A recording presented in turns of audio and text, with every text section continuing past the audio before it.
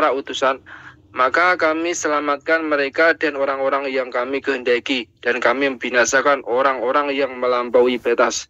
Sungguh kami benar-benar telah menurunkan kepadamu sebuah kitab Al-Quran yang di dalamnya terdapat peringatan bagimu. Apakah kamu tidak mengerti? Terima kasih Mas atas waktunya. Terima kasih. Assalamualaikum warahmatullahi wabarakatuh. Waalaikumsalam warahmatullahi wabarakatuh. Terima kasih Mas Santoso. Qiraah serta pembacaan arti surat Al-Anbiya ayat 1 sampai 10 sudah selesai. Sambil menunggu Ustadz bergabung, bisa dilanjutkan untuk kabar-kabar . Sebelumnya untuk saya lupa.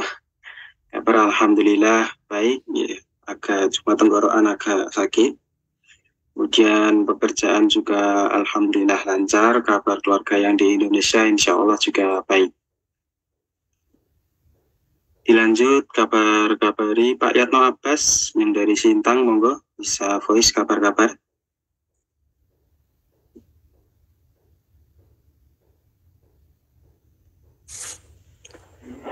Assalamualaikum warahmatullahi wabarakatuh. Waalaikumsalam warahmatullahi wabarakatuh. Untuk kabar-kabar, alhamdulillah Mas, kami sekeluarga dalam keadaan sehat walafiat, pekerjaan lancar, perekonomian masih berjalan seperti biasanya. Gitu aja Mas yang dapat saya kabarkan. Terima kasih atas waktunya. Wassalamualaikum warahmatullahi wabarakatuh. Waalaikumsalam warahmatullahi wabarakatuh. Terima kasih untuk waktunya Pak Yatno Abbas dari Sintang. Lanjut kabar-kabari Bu Novia, monggo dari kabar Makasih Mas. Assalamualaikum warahmatullahi wabarakatuh. Waalaikumsalam warahmatullahi wabarakatuh. Untuk kabar-kabar dari Qatar, alhamdulillah semua sehat. Tapi untuk suami kebetulan belum bisa ikut gabung karena kerja izin. Terus untuk keluarga di Indonesia insya Allah sehat semua. Atur mohon Mas kabar-kabar dari saya. Assalamualaikum warahmatullahi wabarakatuh. Waalaikumsalam warahmatullahi wabarakatuh. Terima kasih Bu Novia. Dilanjutkan Mas Fahri, monggo bisa voice kabar-kabar. Assalamualaikum Mas. Waalaikumsalam warahmatullahi wabarakatuh. Alhamdulillah kabar saya dan keluarga yang di Finlandia semua sehat Mas. Keluarga yang di Indonesia juga semua sehat. Alhamdulillah. Terima kasih Mas Fahri Wisnu. Sudah semua Mbak Sutarti bisa voice?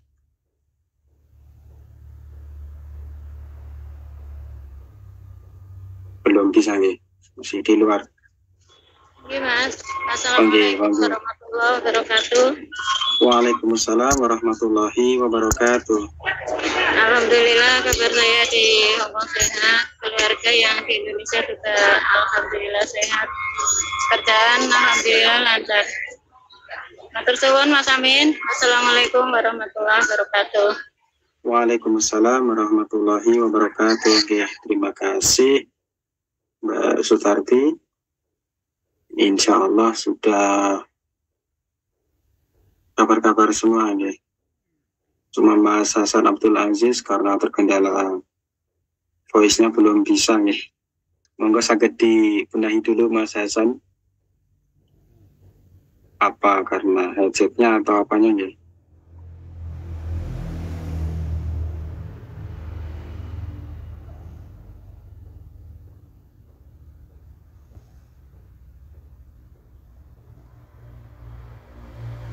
saat ini Ustadz belum ada jawaban. Sisa 3 pertanyaan Mas Ma'ruf pekan lalu. Ya Mas Amin, dari Facebook ada 2, dari Zoom ada 1 Facebook 2. Tuh kameranya bocor Mas Amin. Gimana? Kameranya bocor, yang belakang kelihatan. Ini pula. Yang cemedel. kurang ngeblur berarti. Iya. Mungkin nggak tahu juga kenapa bisa bocor. Pas dingklok Mas Amin. Pas muka nih. Gila. Iya. Bocor. Kurang bersih. Nanti sambil jaga-jaga nggih sampean. Siapa Amin? Ya, yang update ayat belum ada ketinggalan ini. Mas Asroi kan baru perjalanan dari Gimhe jam 8, terus Mas Kholis di Jepang saat ini lagi liburan musim panas, mungkin lagi menikmati liburan, jadi masih ada kegiatan di luar sepertinya.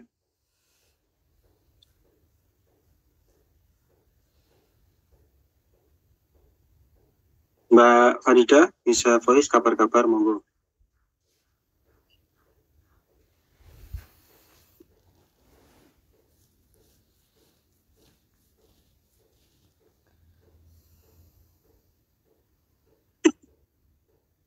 Belum bisa nih.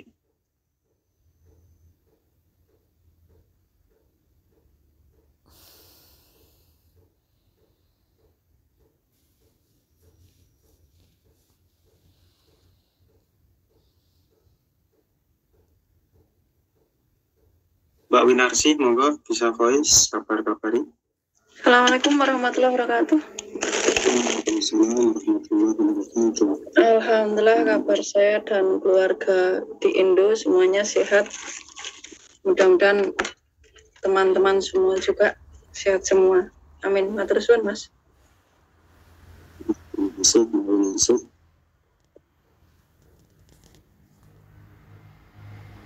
Yang belum kabar-kabar, Mbak Farida belum bisa voice. Mas Hasan masih mencoba nih. Belum bisa Mas Hasan, suaranya belum masuk.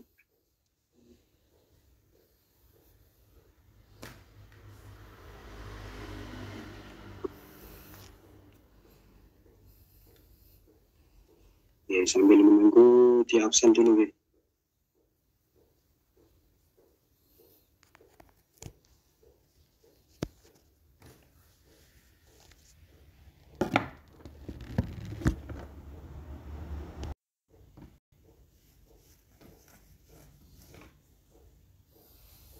Cek. Nah, bisa Mas Hasan. Untuk kabar-kabari kami di Incheon Korea Selatan dalam keadaan sehat. Untuk kabar keluarga di rumah alhamdulillah juga dalam keadaan sehat. Itu dari kami. Wassalamualaikum warahmatullahi wabarakatuh. Waalaikumsalam warahmatullahi wabarakatuh. Oke, terima kasih Mas Hasan. Mas Hasan nanti bisa update ayat mungkin. Oke Mas. Cek Zoom ya. Tapi nanti akhir-akhiran kami izin Mas jam 12 masuk nih. Oh, jam 12 malam nih. Nggih. Oh, nggih. Nggih, betul menapa Mas Hasan?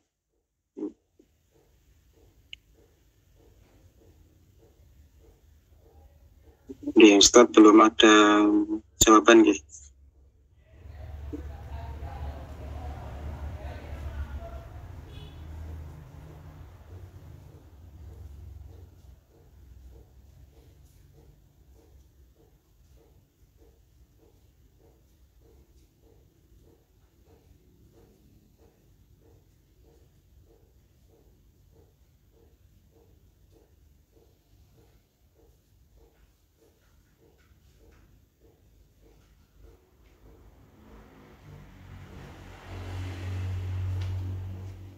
Ya Ustadz sudah ada balasan ya.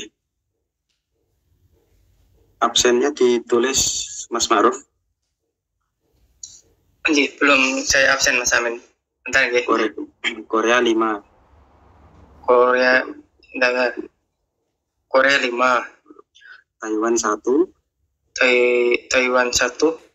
Hongkong 3. Hongkong 3. Finlandia dan Qatar 1. 1-1. Satu.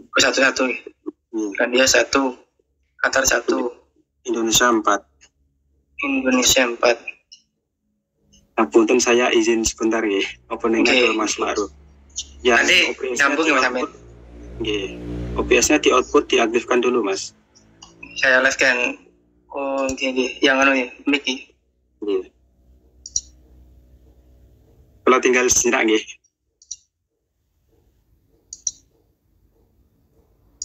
Oke.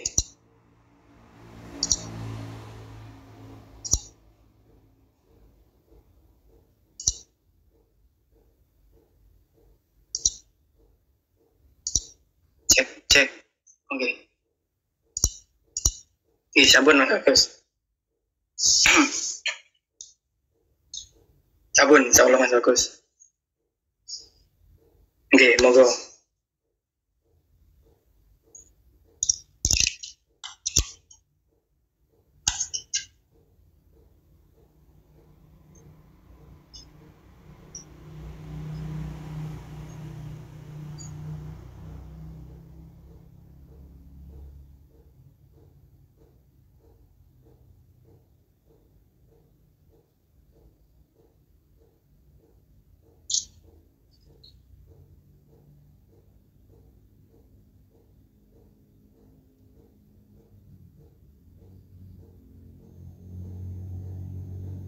Assalamualaikum warahmatullahi wabarakatuh, Ustaz.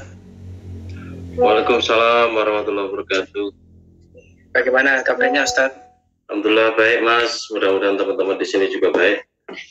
Oke, alhamdulillah baik, Ustaz. Sebelum dimulai, izin melaporkan yang sudah tergabung, Ustaz. Silakan, Mas.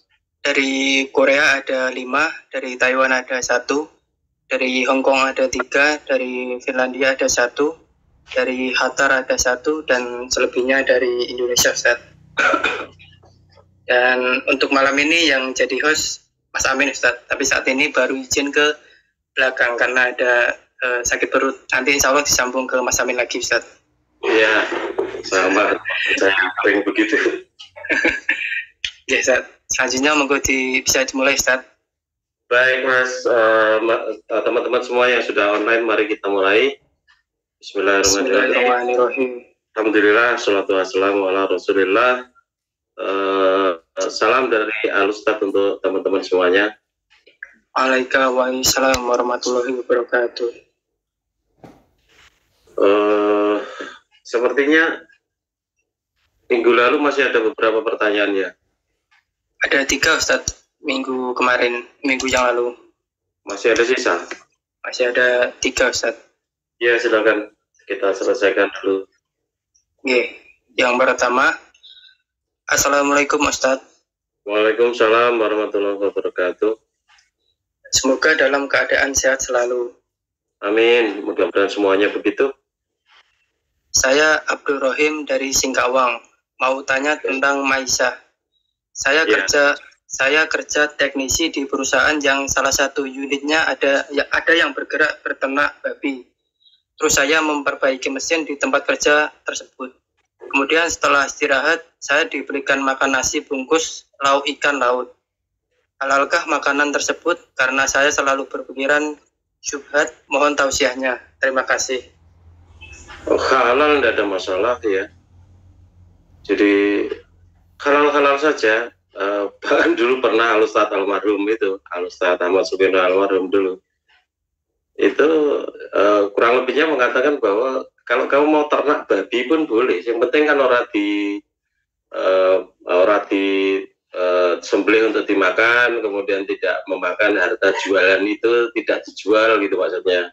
Tidak dijual, tidak memakan hasil penjualan, kemudian tidak memakan dagingnya dan sebagainya. Kamu kan kerja teknisi, ngurusi teknisi.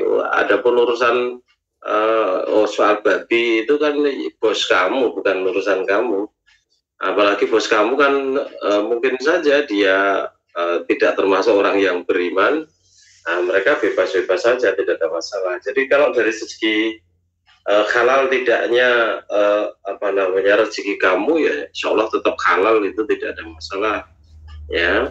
Tidak ada masalah, yang penting merasa dadak ngicipi babi ini rasanya ngopo dan sebagainya tidak kan gitu. Kalau kamu kerja dapat duit kan kamu duit kamu itu duit halal, duit yang apa namanya kamu dapatkan karena kerja kamu, ya.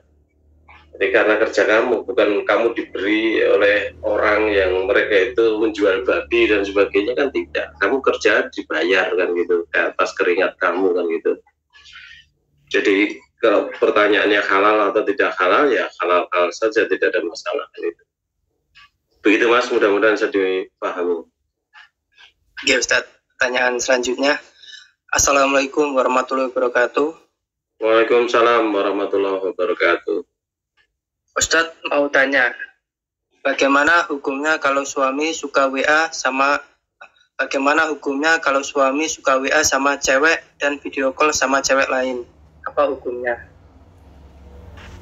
Ya, kalau ditanya hukumnya secara syar'i itu ya tidak ada hukumnya Islam secara syar'i kan gitu ya. Karena dulu tidak ada modelnya video call kan tidak, artinya hukum muamalah itu harus diambil dari sisi keumuman saja, dalil umum ya, sifatnya umum kan itu. Dalil umum yang bisa diarahkan ke sana itu adalah wala a'udzubillahi minasyaitonir rajim wala taqrabuz zina kan gitu ya. Coba dibuka dulu di dalam surat Isra ya, ayat yang ke-32 itu silakan. Surat Al-Isra, surat ke-17 ayat 32. A'udzu billahi minasyaitonir rajim.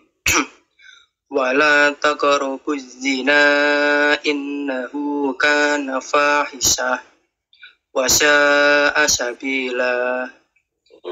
Dan janganlah kamu mendekati zina. Zina itu sungguh suatu perbuatan keji dan suatu jalan yang buruk. Iya, jadi yang dilarang di situ kan takrobu ya, wala takrobu zina kan itu ya. Jadi janganlah kamu mendekati zina. Jadi bukan sekedar zinanya saja yang dilarang, tetapi mendekati ya. Berjalan mendekati zina itu, melangkah mendekati zina itu sudah dilarang di situ gitu loh ya. Dan kita tahu kalau itu laki-laki perempuan kok kemudian yang bukan mahramnya kok kemudian asik-asikan WA-an, asik-asikan berkomunikasi lewat apalagi video call dan sebagainya, itu sudah pasti arahnya itu menuju kepada zina tadi kan itu. Nah itu dilarang. Nah, dari secara umum itu dilarang kan gitu. Nah karena itu dilarang mestinya setiap orang Islam itu taat kepada larangan. Apalagi itu adalah wahyu Allah sendiri yang mengatur dan gitu. Jadi kalau ditanya tentang video callan sama cewek yang bukan mahramnya dan sebagainya secara syar'i hukumnya bagaimana, ya tidak diatur di dalam Islam karena dulu memang tidak ada telepon apalagi video call kan gitu ya. Tetapi secara umum kita bisa masukkan ke dalam kelompok ini surat Al-Isra ayat yang ke-32 itu larangan untuk mendekati zina ya. Apakah itu pergaulan bebas, ataukah itu pacaran, ataukah itu video callan antara cewek cowok yang bukan mahramnya dan sebagainya, arahnya kemana kalau tidak zina? Dan itu loh. Ya, udah bisa saja toh itu urusan bisnis. Ya, kalau memang itu urusan bisnis tidak ada masalah, tetapi pada umumnya arahnya ke sana kan itu. Ya. Yang satu penjual, yang satu pembeli misalnya saja tidak ada masalah, tetapi setelah jual beli kemudian dilanjut dengan yang macam-macam di belakangnya tadi yang mengarah kepada perzinahan dan sebagainya, itu yang jelas dilarang oleh ayat ini. Sekali lagi yang dilarang itu tidak hanya sekedar perbuatan zinanya, tetapi melangkah menuju alias mendekati zina itu sudah dilarang oleh Allah kan itu. Ya, sehingga seharusnya itu betul-betul jangan ada setiap insan muslim itu kemudian melanggar aturan Allah itu dan gitu ya. Nah, barangkali ada pertanyaan susulan kaitannya dengan itu, monggo silakan. Karena memang tidak ada dalilnya langsung secara umum kaitannya dengan video call. Ya, tetapi sudah bisa dipastikan bahwa arahnya itu menuju kepada perzinahan, maka itu dilarang. Itu sama persis seperti larangan pacaran kan juga tidak ada. Ya, tetapi pahami bahwa itu arahnya ke sana kan itu. Ada pertanyaan lanjutan dari itu barangkali? Saya menyambung host, Ustaz. Mohon maaf tadi ada kendala sedikit. Ya, Mas, silakan ya. Iya, kalau ada yang menyambung terkait pertanyaan tadi, monggo. Ya, karena itu up to date ya. Artinya itu sekarang yang terjadi di mana-mana seperti itu ya. Maka perlu dibahas secara tuntas kaitannya dengan itu agar kita tidak melanggarnya. Ya, tetapi pahami betul yang bisa menggerakkan kita untuk menjauhi itu hanyalah iman, tidak ada yang lain. Filter yang paling kokoh yang bisa menyaring perbuatan fahisyah yang disebutkan tadi itu ya iman saja kan itu. Kalau tidak punya iman ya nggak bakal bisa menghindari yang seperti itu, karena daya tarik dari nafsu itu luar biasa, gila kan itu. Maka kita paham betul apa yang dikatakan oleh Allah dalam surat Yusuf ayat yang ke-53 itu, bahwa nafsu itu senantiasa mengajak kepada kejahatan, kecuali nafsu yang dirahmati oleh Allah. Silakan. Quran surat Yusuf surat ke-12 ayat yang ke-53. A'udzu billahi minasyaitonir rajim. Wa ma ubarri'u nafsi innan nafsa la'ammaratun bisu'i illa ma rahima rabbi inna rabbi ghafurur rahim. Ya.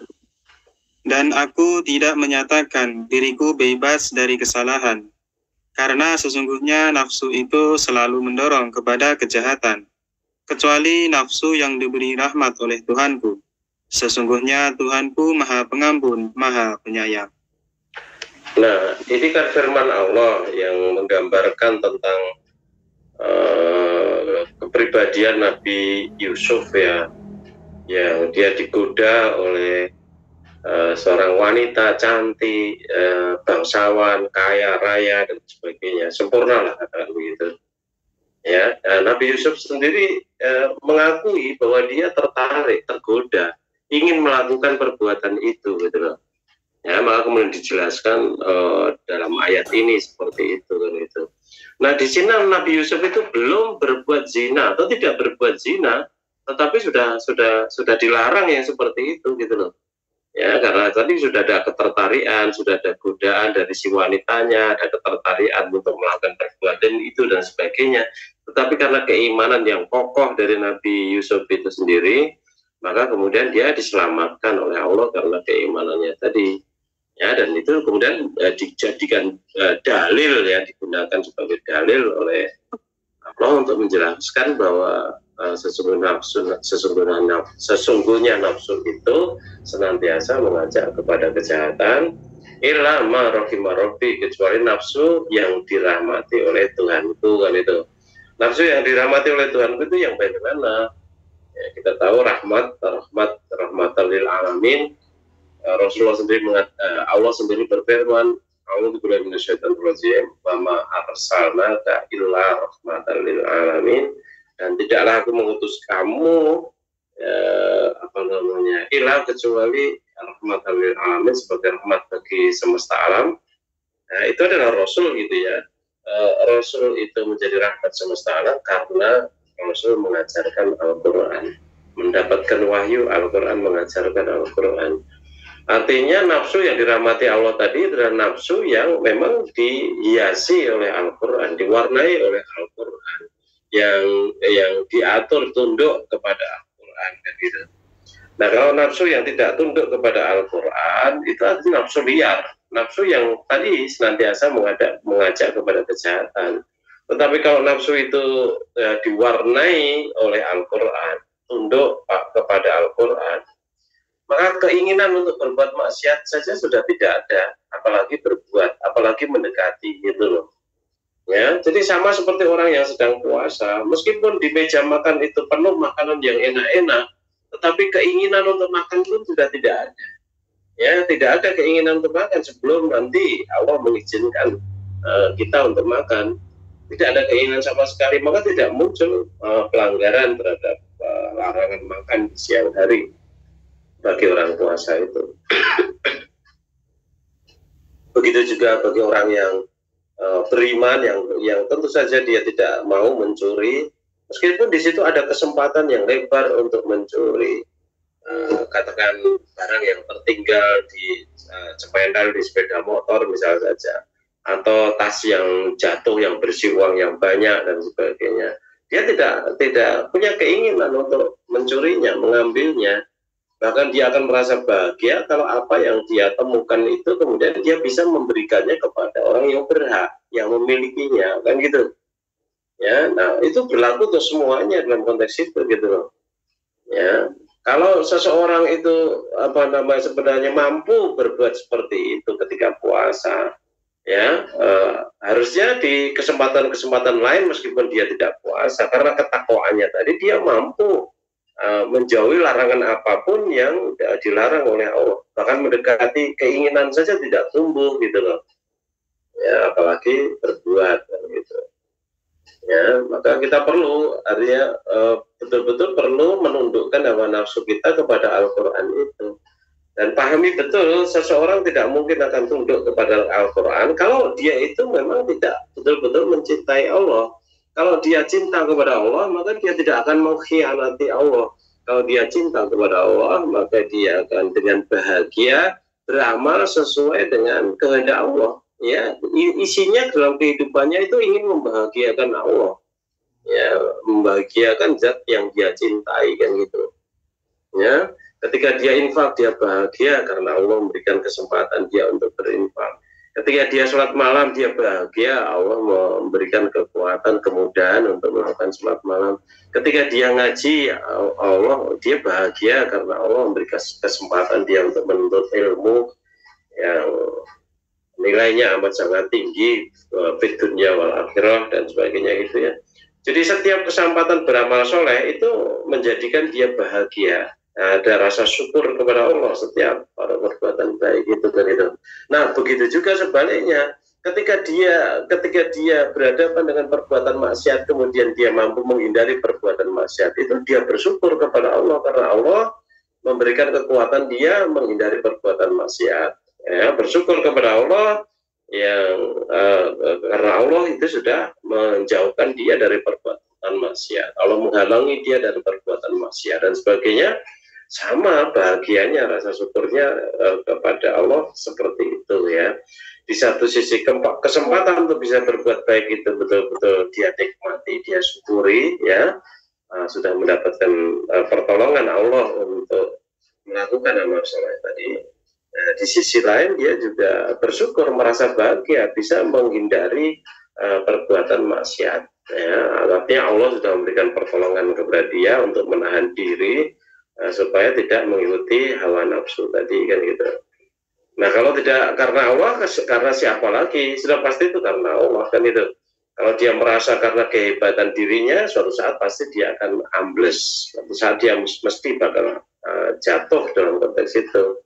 Karena hakikatnya dia mengabaikan, mengacuhkan dan menafikan eksistensi Allah yang senantiasa memberikan pertolongan kepadanya. Ya, padahal manusia itu tidak bisa berbuat apa-apa ya kecuali dengan pertolongan Allah, kan gitu. Ya, kesehatan itu juga miliknya Allah yang dititipkan kepada kita. Kekuatan badan itu juga milik Allah yang dititipkan kepada kita. Ya, kewarasan otak dan sebagainya itu juga milik Allah yang dititipkan kepada kita. Hidup ini juga titipan dari Allah yang dititipkan kepada kita, gitu loh. Kalau Allah menghendaki mati kita, kapan saja Allah bisa menghendaki, bisa melakukannya, gitu loh. Ya, maka setiap detik sisa usia kita dan sebagainya itu jangan sampai kemudian dia digunakan untuk berbuat maksiat. Ya, bahkan perbuatan maksiat tidak menyadari bahwa dia berbuat maksiat, atau bila. ya. Jadi apa namanya, harus disadari betul suami-suami yang kemudian melakukan perbuatan yang seperti itu, apakah itu wujudnya chatting dengan wanita yang bukan mahramnya, yang arahnya menuju kepada arah perzinahan tadi, mesum dan sebagainya tadi.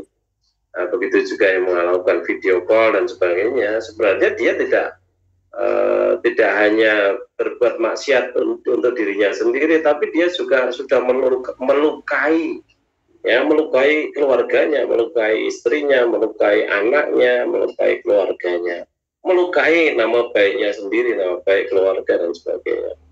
Ya, oleh karena itu perlu betul-betul diperhatikan tadi, terutama suaminya, orang yang bertanya tadi, supaya segera bertobat, berhenti dari perbuatan yang menuju kepada perzinahan tadi. Begitu Mas, mudah-mudahan bisa dipahami. Ya, dilanjutkan pertanyaan terkait tentang babi tadi, Ustaz. Ada sambungan. Ya. Assalamualaikum warahmatullahi wabarakatuh, Ustaz. Assalamualaikum warahmatullahi wabarakatuh. Saya mau tanya, kalau makan yang dikukus satu wadah dengan babi, terus makan itu terkena tetesan air uapnya, apakah halal, Ustaz?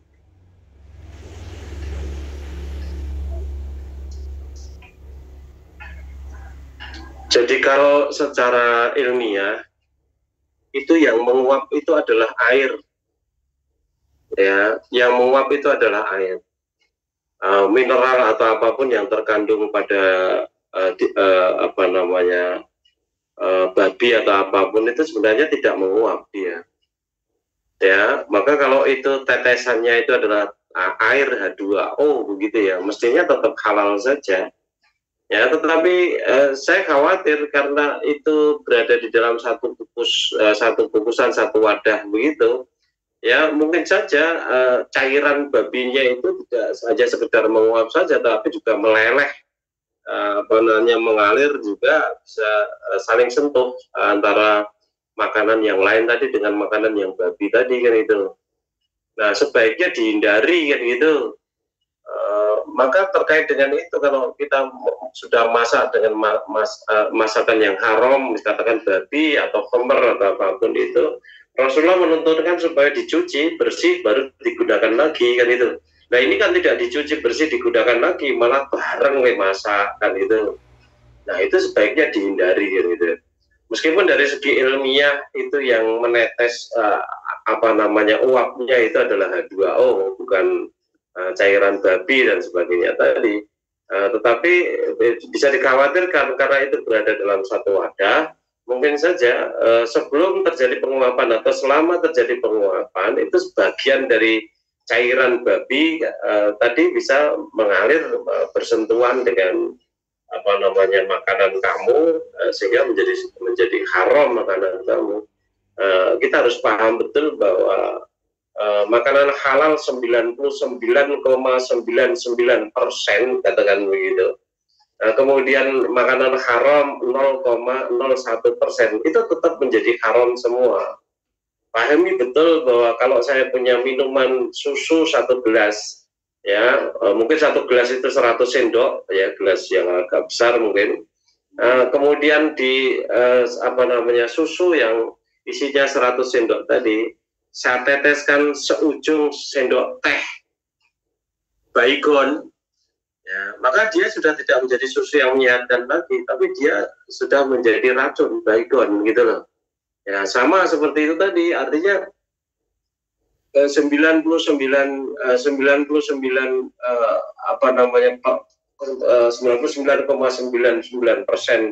itu makanan halal. Katakan susu gampangan itu aja. Kemudian yang 0,01% itu perasan daging babi, misalnya saja seperti itu, ya jadi haram meskipun hanya sedikit kan itu. Ya, maka meskipun secara ilmiah di situ yang menetes itu kemudian besar hanya H2O saja yang sudah mengembun begitu ya, tetapi bisa terjadi pencemaran di situ melalui lelehan dari cairan babi itu sendiri kan gitu. Ya, maka saya kira perlu dihindari untuk memasak menjadi satu kan gitu. Kalau itu wujudnya ikan, misal saja, yang satu wujudnya babi, ikannya dipangan mentah rapopo, dipangannya haram kan itu. Orang-orang Jepang itu biasa makan mentah, saya kira-kira Korea juga begitu, makan mentah itu juga tidak apa-apa. Ya, asal dibersih betul kan itu. Atau dibakar, dipanggang, gampang, duit korek atau apa, dibakar gitu aja ya. Lebih selamat lah. Jadi jangan kita memasuki area yang abu-abu kalau itu sudah terkait dengan halal haram, apalagi makanan yang kita senantiasa butuhkan, makan sehari 1, 2, 3 kali atau bahkan 5 kali makan ini itu dan sebagainya. Jadi jaga betul ada tentang makanan itu kan itu. Jadi seharusnya kita bisa bersikap positif terhadap perintah Allah untuk taat pada Rasul dalam kehidupan sehari-hari, kepada Rasul dalam kehidupan sehari-hari. Termasuk dalam konteks ini mencontoh tentang makannya, minumnya dan sebagainya itu. Ya, karena dengan makan, dengan minum yang sehari kita lakukan sekian kali, dengan keluar masuk rumah, keluar masuk masjid dan sebagainya yang sesuai dengan tuntunan Rasul, itu mendidik kita semuanya untuk senantiasa berpihak kepada kebenaran, berpihak kepada Allah. Nah, kalau sehari itu 1000 kali kita sudah dididik untuk berpihak kepada Allah, kalau kita betul-betul menyadari kita itu memang diarahkan untuk berpihak kepada Allah oleh Allah dan Rasulnya, ya maka mestinya akan menjadi sangat sulit kita untuk menentang kehendak Allah dan Rasulnya. Tetapi karena tidak menyadari bahwa itu adalah training untuk kita latihan, untuk kita pembiasaan, untuk kita agar supaya kita senantiasa berpihak kepada kebenaran, alias berpihak kepada Allah dan Rasulnya, ya maka kemudian ya, amalan-amalan tadi hanya berlalu begitu saja. Ya kalau berlalu begitu saja, lama-lama ya jadi sekedar kebiasaan saja, sehingga nanti ketika makan dengan tangan kanan itu tidak ada nilainya sama sekali. Ya, tidak ada nilainya ibadah, tidak ada nilai pahalanya sama sekali gitu, karena itu sudah jadi rutinitas saja. Tetapi ketika kita menyadari betul apa-apa yang dituntunkan oleh Allah dan Rasulnya itu adalah mendidik kita senantiasa berpihak kepada kebenaran, artinya terus yang kita pikirkan itu senantiasa ke arah itu, ke arah itu, ke arah itu. Yang ada hanya dua saja, hak atau batil, dan kita berpihak pada hak, kita berpihak kepada Allah dan Rasulnya. Ya. Nah, begitu juga segala sesuatu yang halal haram itu arahnya itu adalah ke sana, kan itu. Ya, sehingga setiap orang yang dia menyadari kenapa kita harus mengikuti Allah dan Rasulnya seperti itu akan kokoh untuk senantiasa berpihak kepada kebenaran. Orang lite-lite, saiki ngene, sesuk ngono dan sebagainya, esok tempe sore dele dan sebagainya, itu sifat-sifat munafik yang tidak ada apa-apanya di hadapan Allah itu. Ya, meskipun dia di dunia ini menjadi pejabat tinggi itu dan sebagainya, meskipun di dunia ini dia menjadi orang yang dihormati, orang yang kaya raya dan sebagainya, tetapi kalau model lite-lite tidak ada apa-apanya di hadapan Allah itu. Orang itu betul-betul harus menjadi pemberani, penegak kebenaran apapun yang dia hadapi itu. Ya, di surga itu tidak akan ada pengecut, tidak ada. Di surga itu tidak akan ada penakut, tidak pernah ada. Ya, tidak ada. Penakut, pengecut itu sifat-sifat kemunafikan, tempatnya di neraka yang paling bawah gitu loh. Ya, maka Islam itu, orang-orang Islam itu dibikin dia menjadi perwira, dibikin dia menjadi orang yang mulia karena tauhidnya tadi. Ketika kita bicara tauhid, tidak ada yang ditakuti kecuali Allah, tidak ada yang dia cintai kecuali Allah, itu menjadi orang yang merdeka. Dia tidak tergantung kepada siapa saja orang yang di sekitarnya. Ya, ketergantungannya hanya kepada Allah saja. Yang dia banggakan hanya Allah saja, tidak yang lain-lain gitu. Ya, meskipun dia dikucilkan, dia akan bahagia karena yang membahagiakan dirinya itu hanya Allah saja. Bukan teman-teman yang kurcaci, cepede, hal-hal yang sifatnya remeh-temeh dan sebagainya, itu tidak ada apa-apanya. Tidak ada nilainya di hadapan Allah sama sekali gitu loh. Ya, meskipun dia miskin, papa betul. Katakan kita bicara tentang Bilal, kita bicara tentang Khabbab bin Arad, kita bicara tentang orang-orang miskin di zaman Rasulullah. Itu mereka mulia gitu loh. Ya, meskipun dikucilkan oleh bos-bosnya yang dahulu, orang-orang kafir itu diusir, bahkan disiksa dan sebagainya, ya dia menjadi orang yang mulia gitu. Nah, itulah pemberani-pemberani seperti itulah yang akan dihargai oleh Allah gitu. kita bicara mental, kita bicara akhlak. Rasulullah sendiri itu kan mengatakan bahwa innama bu'istu liutammima makarimal akhlak. Sesungguhnya aku diutus hanyalah untuk menyempurnakan kemuliaan akhlak. Ya. Nah, mulianya akhlak itu juga karena berani tadi menegakkan kebenaran, kan itu tidak takut kecuali hanya kepada Allah, tidak mencintai yang lain kecuali karena Allah dan sebagainya. Semua amal perbuatannya itu karena Allah saja. Dan itu memang betul-betul dia niati untuk mendapatkan itu Allah gitu. Ya, maka orang yang seperti itu akan merasakan kebahagiaan meskipun miskin, akan merasakan kebahagiaan meskipun dikucilkan, akan merasa bahagia apapun yang terjadi pada dirinya, gitu loh. Ya, maka meskipun disiksa habis-habisan, yang namanya Bilal bin Rabah itu dia tetap ahad, karena kokoh tauhidnya kan gitu. Ya, nah mudah-mudahan kita juga terinspirasi oleh kisah-kisah para sahabat tadi untuk senantiasa kokoh tegak berdiri dalam keberanian untuk menegakkan kebenaran. Tidak ada nilainya di hadapan Allah sama sekali kalau kita menjadi penakut. Tidak ada nilainya di hadapan Allah sama sekali kalau kita itu menjadi pengecut, apalagi menjadi pengecut gitu loh. Itu ada pilihannya, ada pada kita masing-masing. Mau takut atau mau berani, ya. Mau menjadi perwira, ksatria atau menjadi pengecut, itu pilihan kita. Ya, maka Allah kemudian memberikan nilai sesuai dengan pilihan kita. Ya, kalau pilihan kita menjadi penakut, sidik wedi, sudah syirik.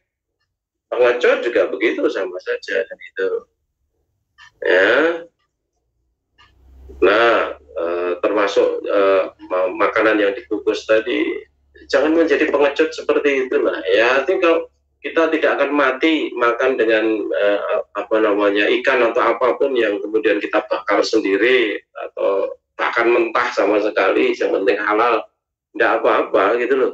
Itu orang-orang di kampung-kampung itu yang dia biasanya beli wedhus untuk korban itu ya. Ini saya bicara orang-orang di kampung-kampung itu ya, bukan di majelis ya.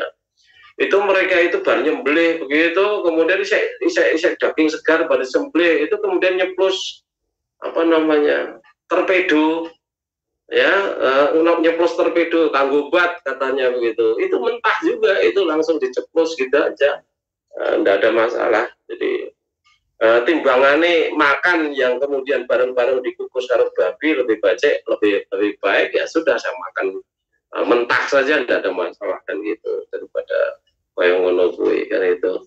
Takut miskin mau piye, masak sendiri atau gimana kan itu, enggak usah, jangan ikut-ikutan seperti itu. Begitu Mas, mudah-mudahan bisa dipahami. Oke, mungkin yang bertanya ini masaknya karena untuk majikannya Ustaz, jadi bercampur dengan diri kemudian sebentar. Iya. Ya, dilanjutkan pertanyaan selanjutnya Ustaz. Ya. Assalamualaikum warahmatullahi wabarakatuh Ustaz. Waalaikumsalam warahmatullahi wabarakatuh.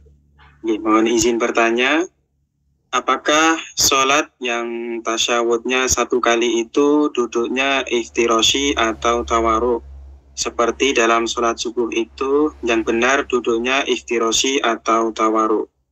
Kemudian yang kedua Ustadz, mohon pencerahannya tentang yang disebut hadis kufsi.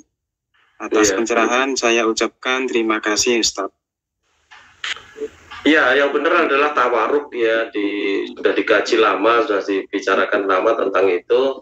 Memang ada yang berpendapat bahwa duduknya adalah iftiros, artinya duduk seperti tahiyat awal itu kan gitu. Tetapi ada dalil-dalil yang lain yang menguatkan, menunjukkan bahwa duduk tahiyat itu kan tahiyat akhir juga, meskipun rakaat yang kedua kan tahiyat akhir, maka duduknya itu adalah tawaruk kan gitu. Kemudian berikutnya adalah hadis qudsi. Hadis qudsi itu adalah hadis yang isinya firman Allah yang disampaikan dalam bahasa Rasulullah Muhammad SAW kan itu. Ya, kalau Al-Quran itu adalah firman Allah yang disampaikan dalam bahasa Allah kan itu. Bahasa Al-Quran itu sendiri kan itu. Nah, sedangkan Allah juga berfirman dalam konteks yang lain, kemudian dengan bahasa hadis gitu ya, bahasanya Muhammad Rasulullah SAW kan itu. Yang seperti itu, hadis yang diucapkan oleh Rasulullah tetapi sebenarnya adalah wahyu dari Allah, itu disebut sebagai hadis qudsi kan gitu. Jadi qudsi juga tidak ada hubungannya dengan sanad sama sekali ya. Hadis qudsi bisa saja dia itu dhaif ya, kalau memang sanadnya dhaif kan itu. Nah, hadis qudsi juga bisa sahih kalau memang sanadnya juga baik kan itu. Jadi sekali lagi bahwa hadis qudsi itu adalah firman Allah yang disampaikan dalam bahasa Muhammad SAW dan itu dalam bahasa Rasulullah SAW dalam bentuk hadis, bukan dalam bentuk ayat Al-Quran yang itu adalah firman Allah sendiri itu. Begitu Mas, mudah-mudahan bisa dipahami. Oke, kemudian ada pertanyaan masuk dari Facebook Ustadz. Ya. Yang pertama dari Pak Wirosan. Assalamualaikum warahmatullahi wabarakatuh. Waalaikumsalam warahmatullahi wabarakatuh. Bapak Ustadz, saya mencintai jenengan. Mau nanya, maksudnya Allah tidak merubah nasib seseorang itu. Bagaimana Pak Ustadz? Terima kasih dari Pak Gianto Sampit.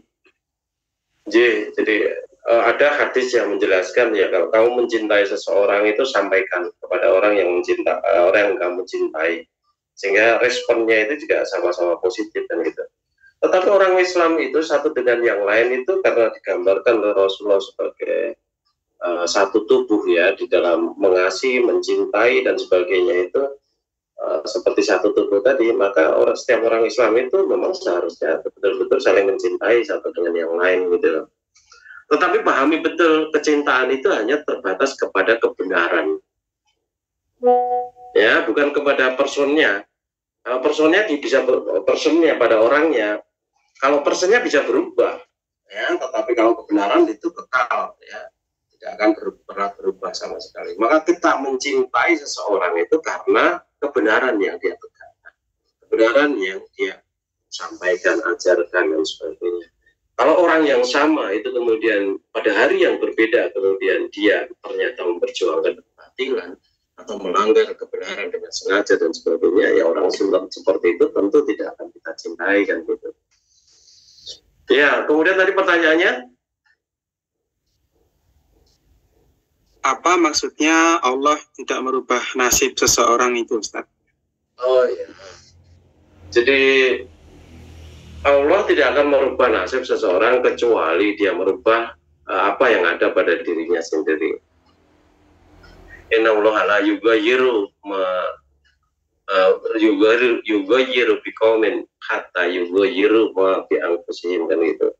Sesungguhnya Allah tidak akan merubah nasib satu kaum ya sampai kaum itu merubah apa yang ada pada dirinya sendiri.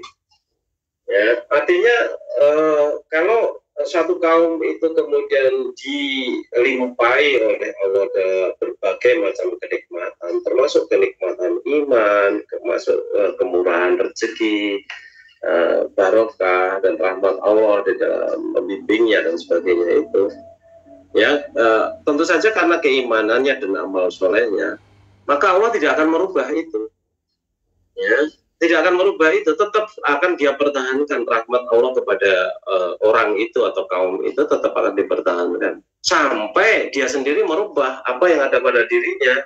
Apa yang ada pada dirinya itu apa? Ya akhlaknya, ya imannya tadi. Kalau dia melepaskan keimanan itu, dia kemudian mengkontaminasi akhlaknya dengan berbagai macam kebatilan dan sebagainya, ya Allah sudah pasti akan merubah yang seperti itu. Yang tadinya dicintai oleh Allah menjadi dibenci oleh Allah, yang tadinya ditolong oleh Allah kemudian akhirnya dibiarkan sendiri oleh Allah, berusaha dan sebagainya tanpa pertolongannya dan sebagainya, ya.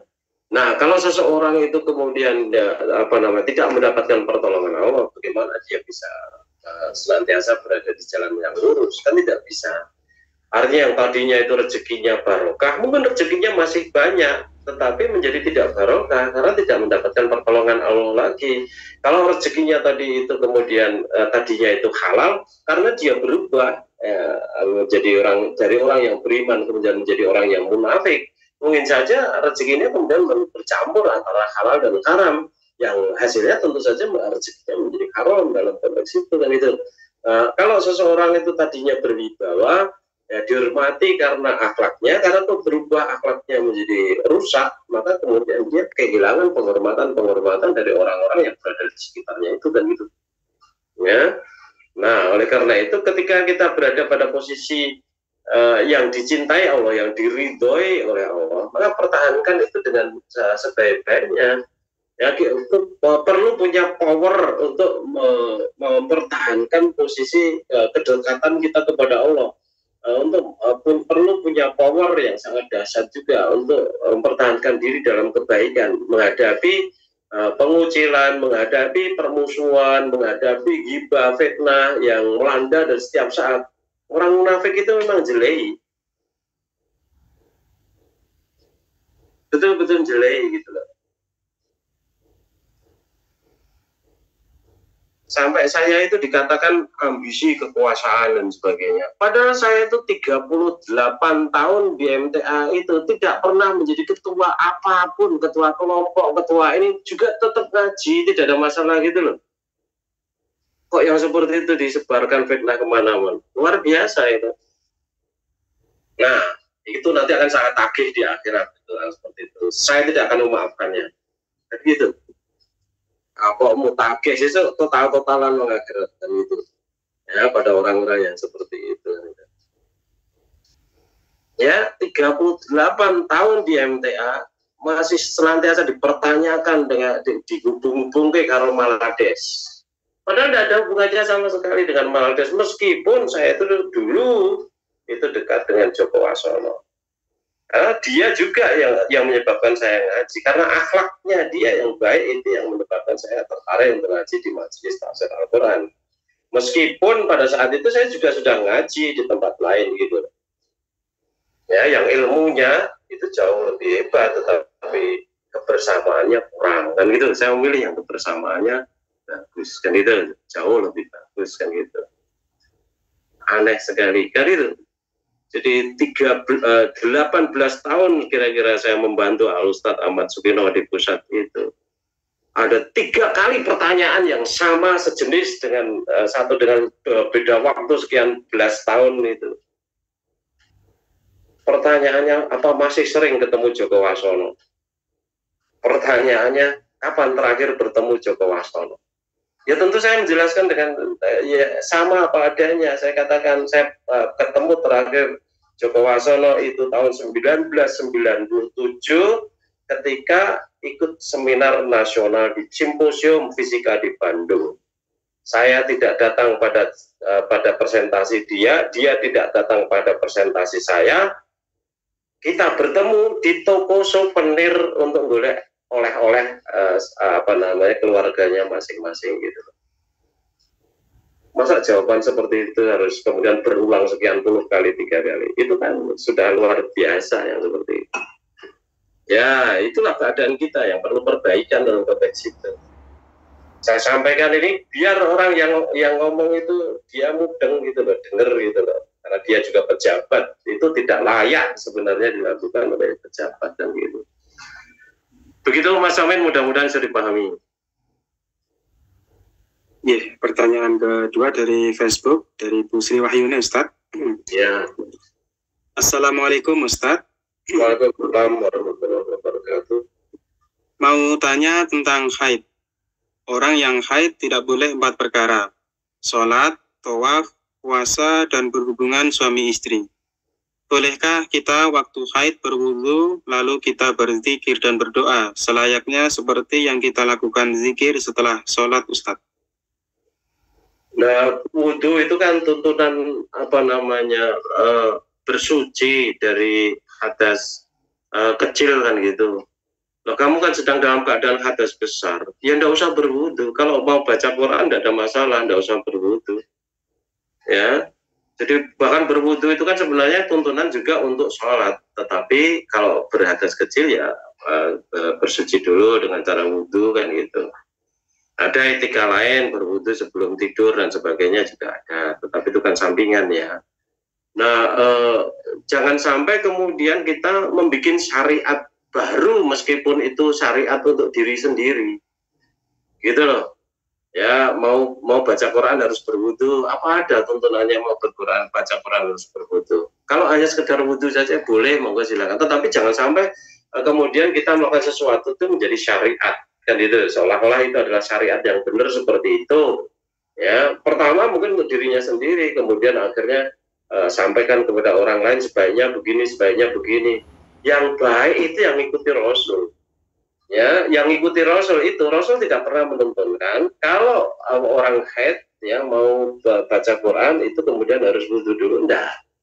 Kalau baca Quran ya sudah baca Quran itu saja. Apalagi kalau bacanya hanya sekedar di rumah kan itu. Kalau berada di masjid ya apa namanya softteknya atau apanya itu dicek dulu, jangan sampai apa namanya mengotori masjid kan itu. Ya, tidak berarti kemudian tidak dapat pahala ketika membaca Al-Quran, ketika haid, tidak. Kamu tetap mendapatkan pahala. Bahkan hanya sekedar mendengarkan saja juga sudah dapat pahala kan itu. Tetapi pahami, mendengarkannya juga karena Allah, bukan karena yang lain-lain, sehingga Allah memberikan balasan. Membacanya juga karena Allah, juga jangan disebabkan karena yang lain-lain kan itu. Nah, yang karena Allah itu tidak perlu berwudu ketika membaca Al-Quran itu. Kalau sedang haid tadi kan itu ya, maka jangan sampai ada menilai kita mau sesuatu itu merasa ini lu HP, ini lu HP, sing lu HP kuwi sing manut Rasul.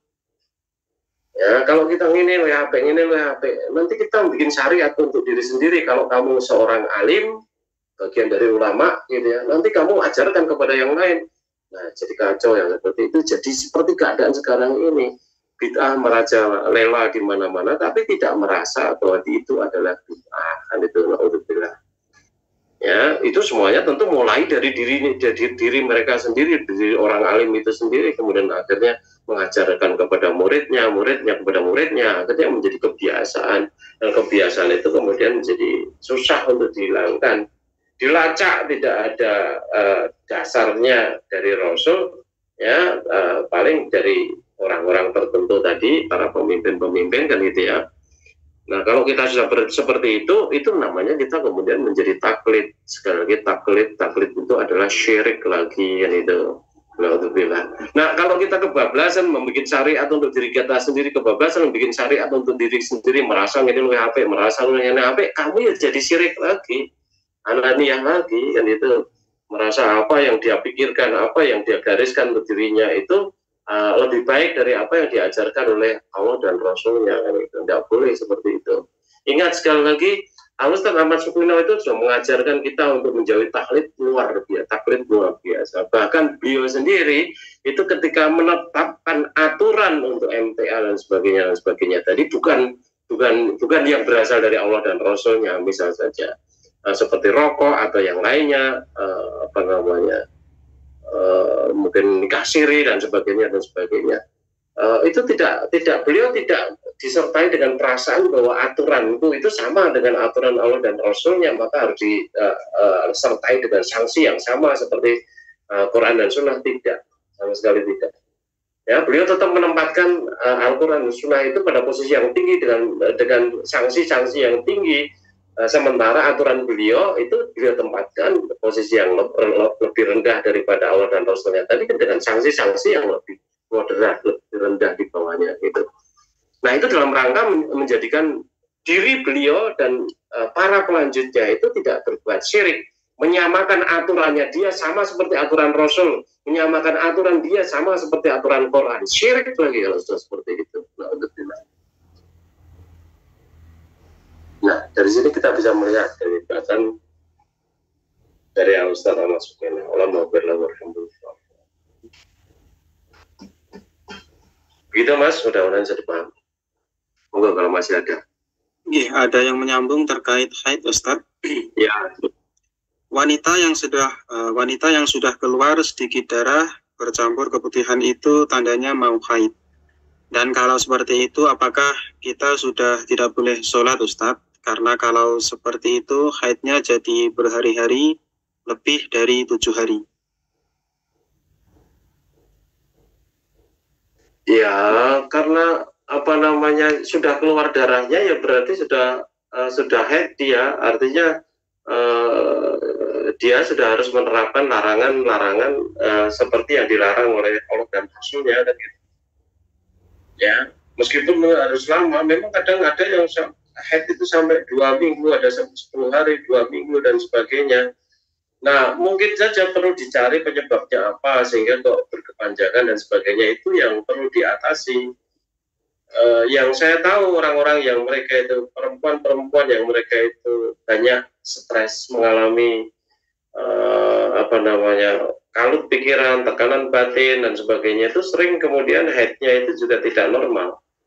Ya, maka yang seperti itu perlu dikendalikan. Artinya tawakalnya kepada Allah itu perlu ditingkatkan sehingga tidak perlu banyak risau ya, hal-hal yang remeh-temeh yang terkait dengan kehidupan dunia ini, kan itu. Ya, kita paham bahwa perempuan itu mudah menangis, bahagia menangis, susah juga menangis. Ini menangis perasaannya itu betul-betul kuat dalam konteks itu, mudah tersentuh, peka sekali dan sebagainya. Nah, maka perlu dikokohkan di situ. Kalau segala sesuatu yang tidak ada kaitannya dengan Allah dan Rasulnya, tidak ada kaitannya dengan syariat, dia rasa nangis-nangisan. Ya, kalau itu kemudian pelanggaran, ya perlu ditangisi, kan gitu, perlu disesali, perlu ditobati dan sebagainya seperti itu. Tapi kalau ada berita baik nangis, berita itu nangis, ini susah, ngono susah, ini merasa tekanan batin, ngono tekanan batin, kan jadi rugi sendiri. Kumpulnya jebol, jerawatnya jebol di mana-mana, kemudian apa namanya haidnya menjadi terganggu, tidak normal dan sebagainya. Ya, perlu diatasi penyebabnya itu kira-kira apa, kemudian rujuk ilal haq, artinya kembali kepada kebenaran. Yang benar itu hal seperti itu harusnya tidak membuat saya stres, ya sudah. Ya, kehilangan duit 1.000 stresnya 3 bulan dan itu. Nah, itu kan tak benar yang seperti itu. Nagih utang di sahur padu malah stres sing nagih utang dan sebagainya, kan rugi. Nah, sing utang madoni terus sesuk tak padoni luwih banter kan gitu. Nah, kan rugi seperti itu. Tidak perlu stres seperti itu. Nah, sudah biarkan saja, awas kowe ra gelem bayar tak takeno akhirat, selesai. Urusan besok nang akhirat kan jadi pengaya pemberat timbangan kebaikan kamu. Kan gitu. Jadi Islam menuntunkan kenyamanan hidup, maka pelajari itu kemudian dilakukan, diaplikasikan. Nah, jangan kemudian berhari-hari stres akhirnya hanya karena nagih utang, kemudian apa namanya jadi terganggu haidnya, jadi kacau sholatnya dan sebagainya, eman-eman kan itu. Wes dicong-kacong ya, apa namanya 1.000 kok kan itu. Ya, akhir orang utangan ya sudah, nanti tak pakai di akhirat mereka membayar dong dunia kan gitu, selesai aja. Jadi kamu menjadi kaya. Begitu juga ketika kamu tadi katakan didolimi kepada orang lain dan sebagainya, dolimi dan berkepanjangan, yo tidak nono sesuk tak pakai dong akhirat. Nyaman uripmu. Jadi orang ngenes mergo digrenengi, orang ngenes mergo digibahi, orang ngenes mergo difitnah dan sebagainya.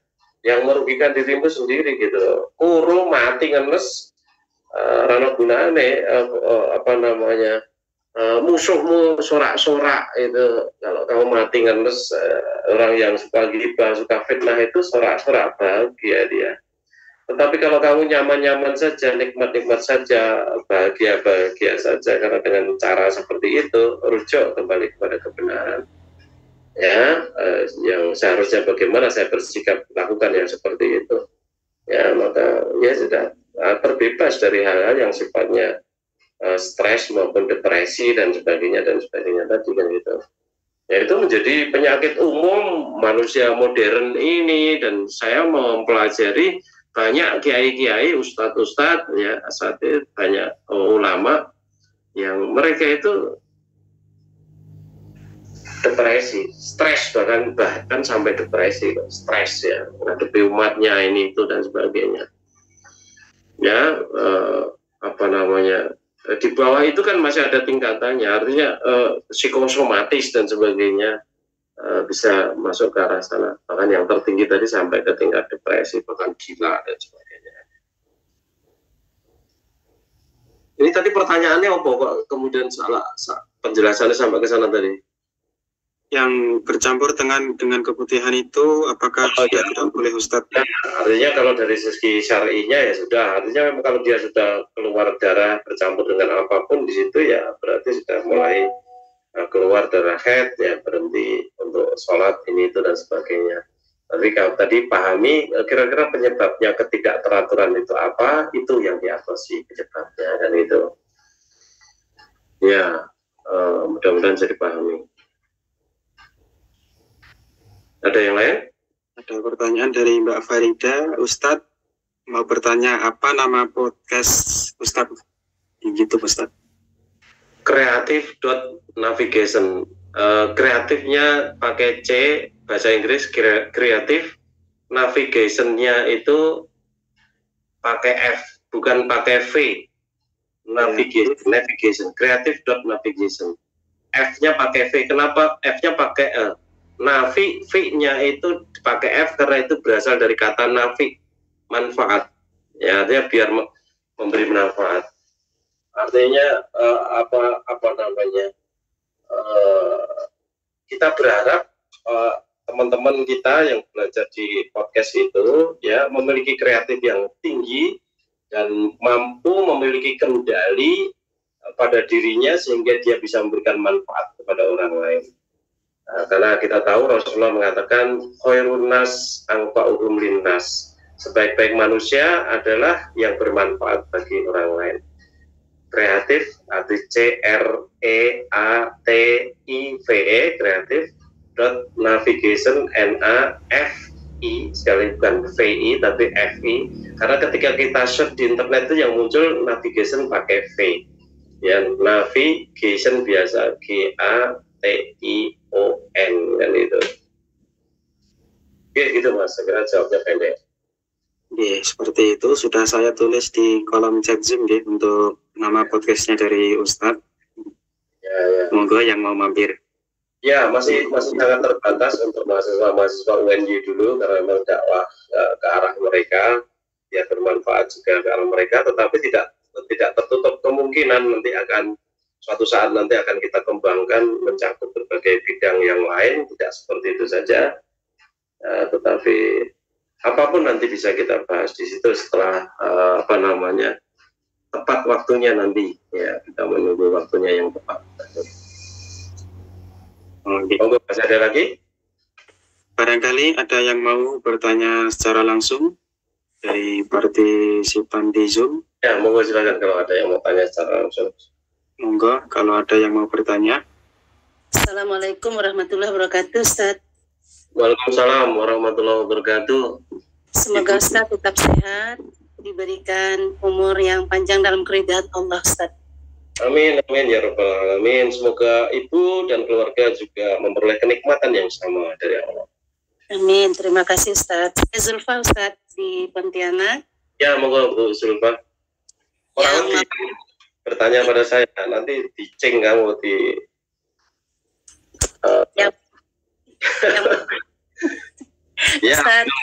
ya, monggo silakan.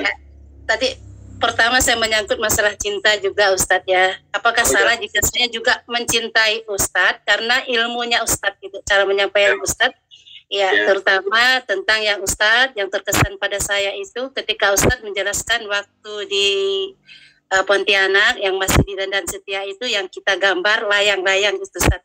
Itu terkesan sampai sekarang tauhid itu tetap menghujan di diri saya Ustadz. Itu yang buat saya cinta sama Ustadz. Layang-layang seperti apa waktu itu? Iya, tentang tauhid itu Ustadz. Allah di atas, kemudian ada sunnah, kemudian ada Al-Quran itu Ustadz. Kemudian naik ke atas Ustadz. Itu masih ingat di situ. Iya. Kemudian artinya, yang saya kalau keimanan itu bisa membubung ke atas, bisa membubung tinggi, seperti layang-layang kalau ditimpa angin, kalau ditimpa ujian-ujian tadi kan gitu kan? Iya Ustadz. Kemudian yang mau saya tanyakan begini Ustadz, saya kan memang berkecimpung di janais nih Ustadz, mandikan mayat gitu. Jadi ketika itu ada kasus itu dari keluarga itu yang laki-laki itu yang meninggal itu yang perempuan, kemudian yang laki-laki itu ingin ikut memandikan gitu kan. Jadi saya sampaikan kepada beliau bahwa untuk mengurus jenazah perempuan itu ya serahkanlah kepada kami yang perempuan. Tapi dia ngeyel Ustadz, mau mandikan itu. Jadi saya tolak dengan lemah lembut.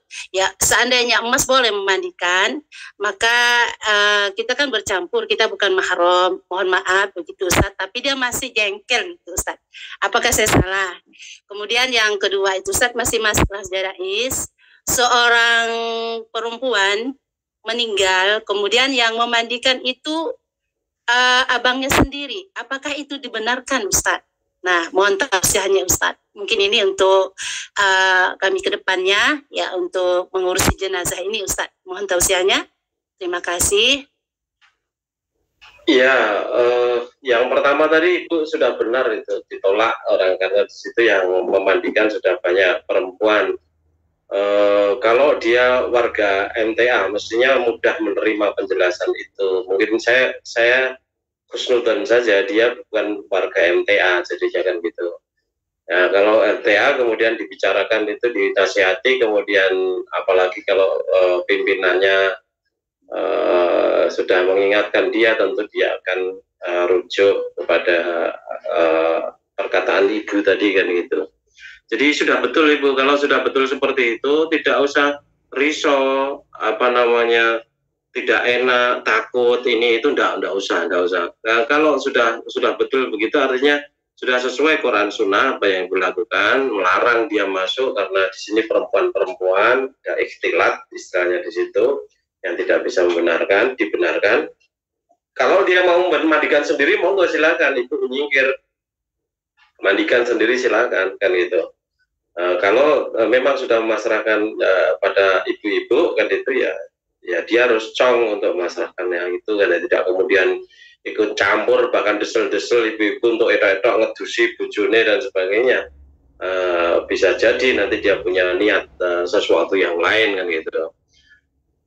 Kemudian apa kaitannya dengan tadi kakaknya atau makromnya yang memandikan? Ya sebenarnya boleh-boleh saja. Ya asal tidak ada ikhtilat seperti yang Ibu sampaikan tadi, di situ hanya kakaknya saja, tidak ada ibu-ibu lain yang ikut memandikan. Ya, jadi kalau memang makromnya sendiri kan boleh-boleh saja, tidak ada masalah. Begitu Bu Zulfa, mudah-mudahan bisa dipahami. Ya, terima kasih Ustadz. Sama. Iya. Barangkali ada yang lain yang mau bertanya secara langsung, monggo. Jadi saya Ustaz. Assalamualaikum warahmatullahi wabarakatuh. Waalaikumsalam warahmatullahi wabarakatuh. Indikator seorang hamba itu dicintai oleh Allah itu apa Ustaz? Kemudian yang kedua, bagaimana cara menyikapi orang-orang yang munafik Ustaz? Terima kasih atas jawabannya dan tausiahnya dari saya sampun. Wassalamualaikum warahmatullahi wabarakatuh. Waalaikumsalam warahmatullahi wabarakatuh. Ya, indikatornya sebenarnya banyak ya. Coba kita buka dulu surat. Kita lihat dulu surat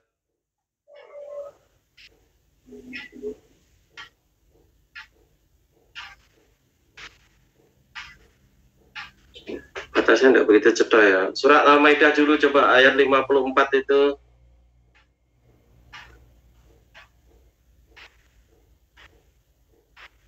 Surat Al-Maidah, surat ke-5, ayat yang ke-54.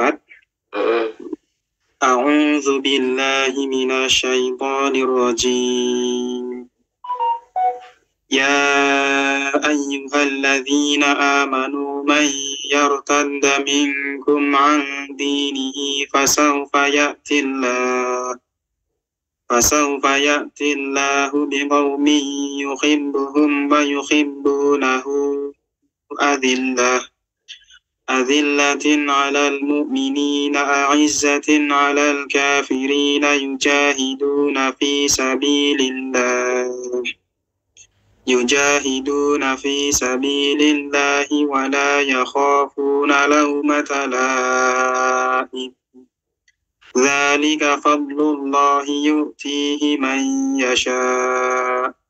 Wallahu wasi'un 'alim. Wahai orang-orang yang beriman, barang siapa di antara kamu yang murtad atau keluar dari agamanya, maka kelak Allah akan mendatangkan suatu kaum. Dia mencintai mereka, dan mereka pun mencintainya, dan bersikap lemah lembut terhadap orang-orang yang beriman, tetapi bersikap keras terhadap orang-orang kafir, yang berjihad di jalan Allah, dan yang tidak takut kepada celaan orang yang suka mencela. Itulah karunia Allah yang diberikannya kepada siapa yang Dia kehendaki, dan Allah Maha luas pemberiannya, Maha mengetahui. Ya, jadi di sini Allah menguraikan tentang kaum pengganti, ya, pengganti orang-orang yang murtad tadi, ya, sifat-sifatnya diuraikan oleh Allah di sini, ya. A'udzubillahi minasyaitonirrajim.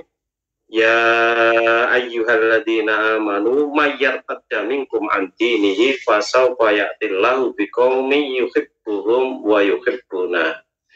Tadi yang kamu tanyakan tadi tentang orang yang mencintai Allah, dicintai Allah, kan gitu ya. Nah, salah satu ada beberapa ciri-ciri cinta ada di sini nih, ya. Ciri yang pertama adalah adillatin alal mu'minina, kemudian lawannya aizzatin alal kafirin, kan itu. Mereka itu senantiasa bersikap lemah lembut kepada sesama orang beriman dan keras kepada orang-orang kafir itu. Ingat bahwa sini orang kafir itu sifat keras kepada sifatnya, keras kepada perbuatan kekafirannya, bukan keras kepada manusianya, orangnya. Ya. Nah, di sini lemah lembutnya itu adalah lemah lembut sikap, ya, bukan lemah lembut tutur katanya yang lemah lembut tetapi di belakang dia menohok. Enggak. Memang sikap hidupnya itu seperti itu, gitu loh. Ya, yang dimaksud dengan sikap hidup yang lemah lembut itu ya betul-betul dia memang sikapnya lemah lembut, gitu loh. Artinya tutur katanya itu menyejukkan, perbuatannya itu menyenangkan, ya, nasihatnya enak didengar dan sebagainya kaitannya dengan itu. Orang kemudian seperti munafik tadi, ya, gitu. Artinya dia ngomongnya halus, tetapi ternyata racun di sini, kan itu. Lah, apa ada yang seperti itu? Ya ada. Coba dilihat dulu dalam surat Al-Baqarah itu. Kita lihat surat Al-Baqarah ayat yang ke 200 berapa ya? 204 mungkin ya, kira-kira. Sekitar itu Allah menguraikan antara lain.